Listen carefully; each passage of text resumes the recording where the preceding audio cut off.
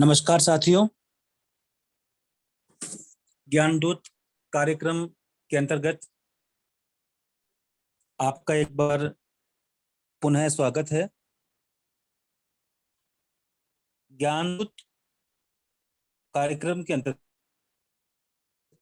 विभाग की ऑनलाइन राजकीय लोहिया महाविद्यालय चूरू के पास है एवं व्याख्यान की इन्हीं श्रृंखलाओं में आज हमारे हैं डॉक्टर डी.के. चारण सर। आप राजकीय लोहिया महाविद्यालय चूरू में विभागाध्यक्ष हैं और आज आप औद्योगिक क्रांति, अर्थ और कारण विषय पर अपना व्याख्यान देंगे। तो मैं बड़ी ही विनम्रता के साथ आमंत्रित करता हूं आदरणीय डॉक्टर डी.के. चारण सर कि वे अपना व्याख्यान प्रारंभ करें। सर। धन्यवाद।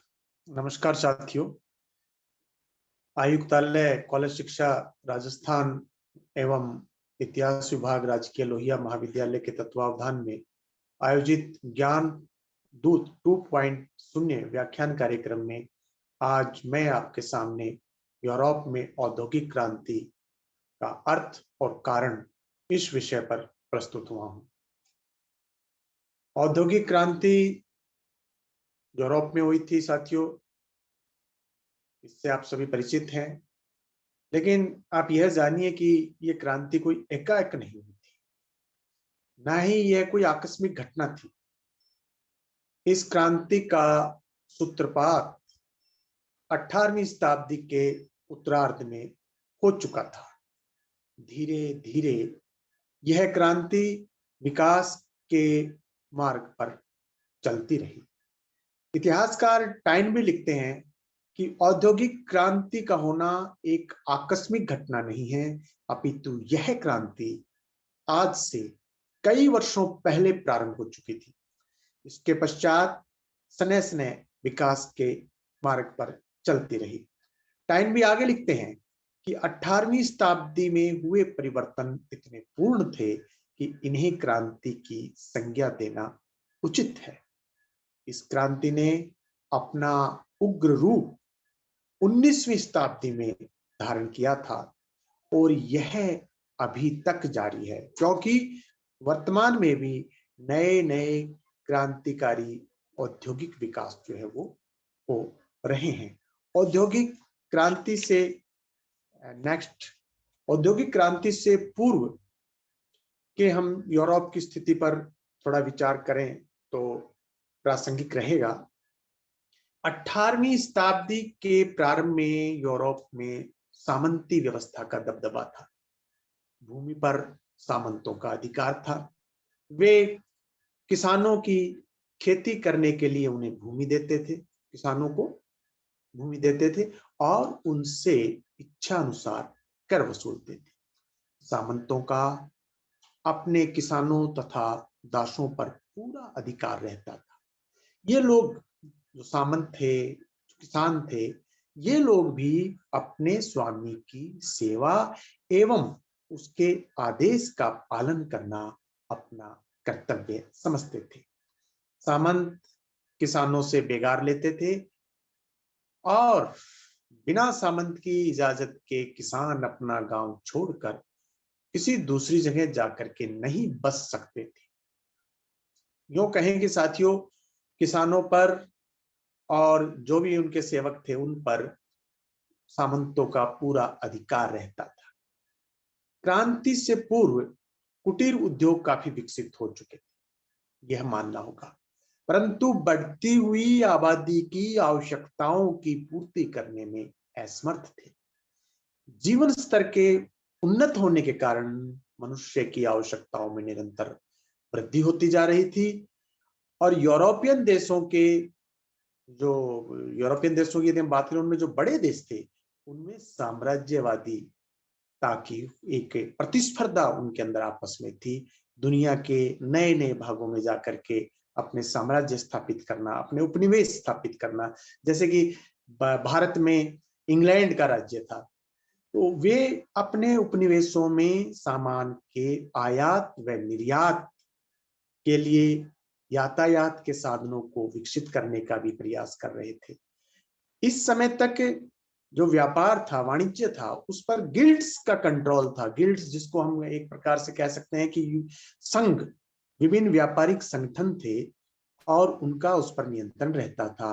प्रत्येक उद्योग व्यवसाय का अपना संघ था और संघ के सदस्यों को ही वहां पर कार्य करने की इजाजत थी। कोई नया व्यक्ति चाहे कितना ही दक्ष हो सकता था, वो कार्य नहीं कर सकता था बिना संघ की, बिना गिल्ड की अनुमति के। तो इस प्रकार की व्यवस्था थी यूरोप के अंदर। हम कह सकते हैं कि आर्थिक स्वतंत्रता का अभाव था। तो ये एक जो एक कहावत आपने सुनी होगी साथियों, आवश्यकता आविष्कार की जननी है। धीरे धीरे वहां पर वस्तुओं की मांग बढ़ी, मांग बढ़ने के साथ साथ धीरे धीरे धंधों में विकास हुआ, उद्योग धंधों में विकास हुआ और ये ऐसे विकास होते होते एक बड़े उद्योगों के अंदर ये परिवर्तित होने लगे, जिन्हें हम औद्योगिक क्रांति के नाम से जानते हैं। नेक्स्ट, यदि हम औद्योगिक क्रांति के अर्थ की बात करें साथियों, तो विभिन्न इतिहासकारों की दृष्टि से यदि हम देखें तो एलिस और जॉन लिखते हैं कि औद्योगिक क्रांति क्या थी। तो वो लिखते हैं आगे, अपने प्रश्न का स्वयं उत्तर देते हैं कि यह हाथ में काम लेने के बजाय मशीन से काम लेने का परिवर्तन था। यह घरेलू प्रणाली से, यानी घर में बैठकर चीज बनाने की फैक्ट्री प्रणाली का भी परिवर्तन था। इस प्रकार एलिस और जॉन ने लिखा है। डॉक्टर बीपी सक्सेना लिखते हैं कि उत्पादन के साधनों में परिवर्तन हो जाने का नाम ही औद्योगिक क्रांति था। जैसे कि पहले कुटीर उद्योग थे, अब फैक्ट्री आ गई। एक डॉक्टर सीडी हेजन लिखते हैं कि गृह उद्योगों की अपेक्षा कारखानों में उत्पादन करने की पद्धति को औद्योगिक क्रांति कहते हैं। तो ये साथियों विभिन्न इतिहासकारों ने विभिन्न परिभाषाएं दी हैं। संक्षेप में हम कह सकते हैं परिभाषा के रूप में कि उत्पादन के साधनों में जो क्रांतिकारी परिवर्तन हुए उन्हें औद्योगिक क्रांति कहा जाता है। अब कुटीर उद्योगों की अपेक्षा कारखानों में विशाल पैमाने पर प्रोडक्शन होने लगा, उत्पादन होने लगा। हजारों किसानों ने अपने खेतों को छोड़कर कारखानों में काम करना प्रारंभ कर दिया। अब किसान मजदूर बन गया, श्रमिक बन गया। इससे सामाजिक जीवन और प्रशासनिक व्यवस्था में परिवर्तन हुआ। इन सभी परिवर्तनों को सामूहिक रूप से औद्योगिक क्रांति कहते हैं। इस क्रांति में श्रम का लाभ श्रमिकों को नहीं, अपितु पूंजी लगाने वाले चंद पूंजीपतियों को मिला। नेक्स्ट, अब हम बात करते हैं कि सर्वप्रथम इंग्लैंड में ही क्यों हुई औद्योगिक क्रांति। इंग्लैंड के बिल्कुल पड़ोस में फ्रांस था, वो भी एक शक्तिशाली देश था। वहां पर औद्योगिक क्रांति क्यों हुई? जैसी परिस्थितियां यहाँ थी कमोबेश दूसरे यूरोपियन देशों में भी थी, फिर भी इंग्लैंड में ही क्यों? तो इसके यदि हम कारणों की बात करें साथियों, तो सबसे पहला कारण है इंग्लैंड की भौगोलिक स्थिति। इंग्लैंड के चारों तरफ पानी है, यानी कि वो महासागरों से पानी से घिरा हुआ है, इसलिए इस पर कोई बाहरी आक्रमण भी नहीं हो सका। उस समय की बात है साथियों, नेपोलियन भी जो कि इतना शक्तिशाली था अपने समय में, इंग्लैंड पर आक्रमण करने का साहस नहीं कर सका। यूरोप के देश युद्धों में व्यस्त रहे, इसलिए वे अपना औद्योगिक विकास नहीं कर सके, जबकि इंग्लैंड युद्ध जनित हानियों से बहुत कुछ बचा रहा, क्योंकि डायरेक्टली इन्वॉल्वमेंट नहीं था। अतः वह बिना किसी बाधा के अपना आंतरिक विकास करता रहा। इंग्लैंड की भौगोलिक स्थिति इसके लिए बहुत उत्तरदायी थी। इंग्लैंड के पास बहुत अच्छे बंदरगाह थे, वह संसार के, दुनिया के प्रमुख कॉमर्शियल रूट्स पर स्थित था, व्यापारिक मार्गों पर स्थित था, इसलिए उसे विदेशी व्यापार में भी आशातीत सफलता मिली। दूसरे कारण की बात करते हैं तो साथियों सामुद्रिक शक्ति की श्रेष्ठता। इंग्लैंड उस समय दुनिया की सर्वश्रेष्ठ नेवी थी, सामुद्रिक शक्ति थी। इस शक्ति के बल पर उसने विशाल औपनिवेशिक साम्राज्य की स्थापना की, चाहे वो दुनिया का पूर्वी हिस्सा था, चाहे वो पश्चिमी हिस्सा था। तमाम दुनिया के अंदर एक समय इंग्लैंड का शासन। नेपोलियन इंग्लैंड की सामुद्रिक शक्ति की श्रेष्ठता के कारण उस पर आक्रमण नहीं कर सका था। इंग्लैंड की सरकार ने व्यापारियों के जहाजों की सुरक्षा का आश्वासन दे रखा था, क्योंकि उनके पास में एक स्ट्रांग नेवी थी। इसलिए यहाँ के व्यापारी बिना किसी भय के व्यापार करते थे। इस प्रकार इंग्लैंड में उद्योगों का बहुत अधिक विकास हुआ। अगला कारण है प्राकृतिक साधन। इंग्लैंड में जो क्रांति होती है उसका, इंग्लैंड प्राकृतिक साधनों की दृष्टि से एक संपन्न देश था। यहाँ पर माइंस थी, कोयला, लोहा और जल शक्ति प्रचुर मात्रा में। इसका परिणाम यह हुआ कि इंग्लैंड यूरोप में सर्वप्रथम बड़ी बड़ी मशीनें बनाने लग गया, बड़े बड़े कारखाने यहाँ पर लगने लगे, क्योंकि उसके पास में लोहा इस्पात भी है और उसके पास में कोयला भी है। अगला बिंदु, पूंजी की प्रखरता। इंग्लैंड में पूंजी का कोई अभाव नहीं था। कृषि क्रांति से इंग्लैंड के पूंजीपतियों ने अच्छा रुपया कमाया, अच्छा धन कमाया। उपनिवेशों से भी अच्छा आर्थिक लाभ प्राप्त किया। इंग्लैंड में बैंक की स्थापना से भी व्यापार में काफी सुविधा हुई और यहाँ के पूंजीपतियों ने बड़े बड़े कारखाने स्थापित किए। अगला बिंदु साथियों, मजदूरों का उपलब्ध होना, मैन पावर। इंग्लैंड में लेबर की कोई समस्या नहीं थी, क्योंकि जनसंख्या में उस समय बड़ी तेजी से वृद्धि हो रही थी। 18वीं शताब्दी में उसकी जनसंख्या दुगनी हो गई थी, डबल। जनसंख्या वृद्धि के कारण इंग्लैंड में मजदूर आसानी से मिल जाते थे और बहुत सारे लोग गांवों से भी अपनी खेती छोड़ के जो है वो कारखानों की तरफ आ रहे थे। तो यहाँ पर जो एक बहुत बड़ी आवश्यकता होती है लेबर की, उसकी कोई कमी नहीं थी। फिर है इंग्लैंड की उपनिवेशों की प्रतिनिधि।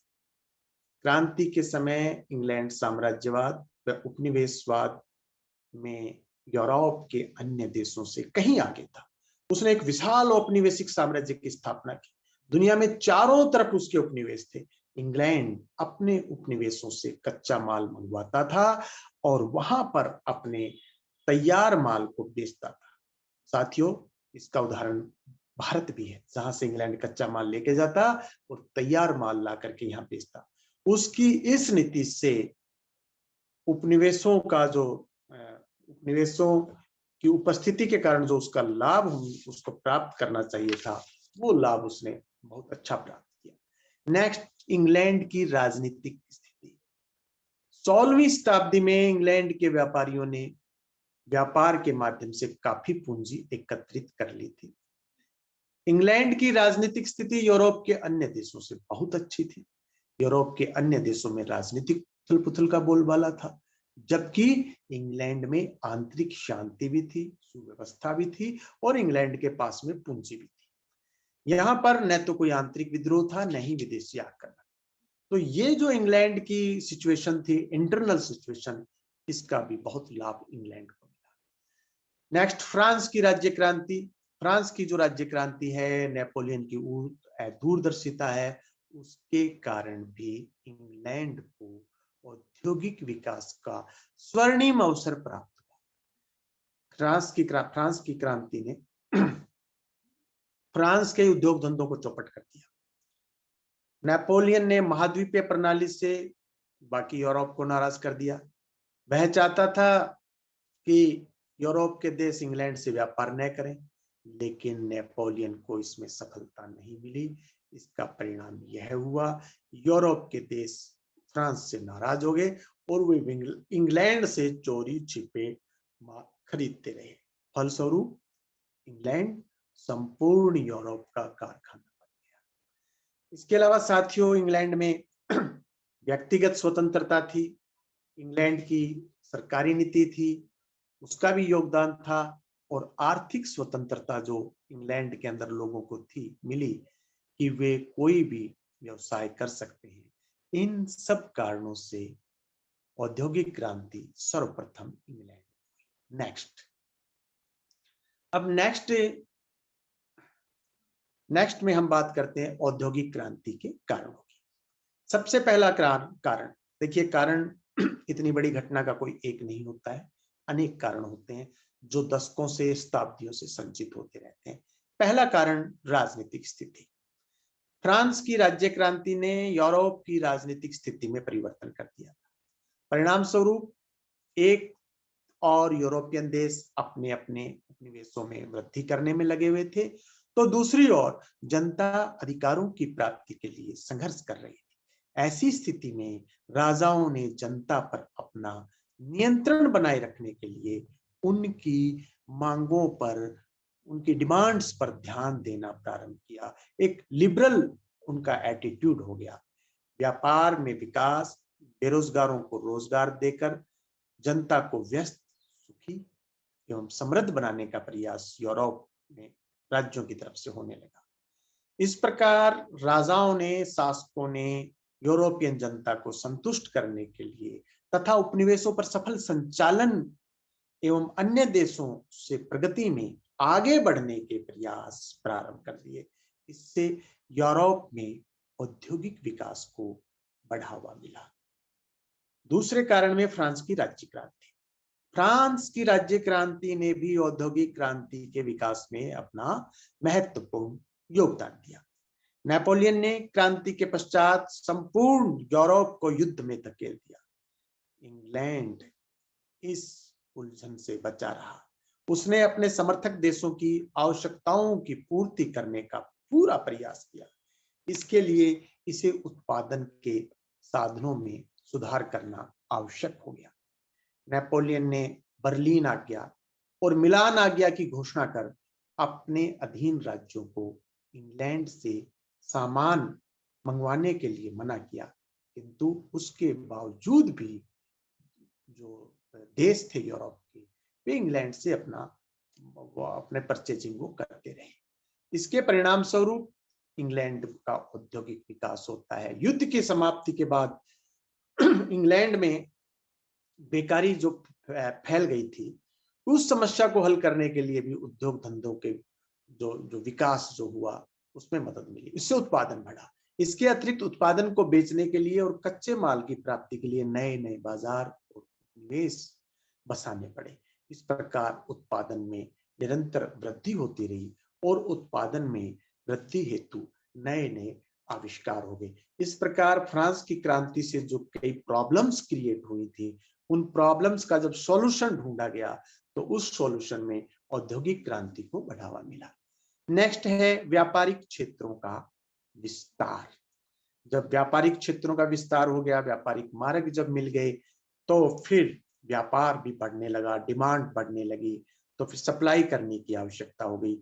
इस प्रकार से ये व्यापारिक क्षेत्र का जो विकास हुआ, डिमांड और सप्लाई का जो सिद्धांत है, उसके कारण भी यूरोप में औद्योगिक क्रांति के लिए पृष्ठभूमि तैयार होती है।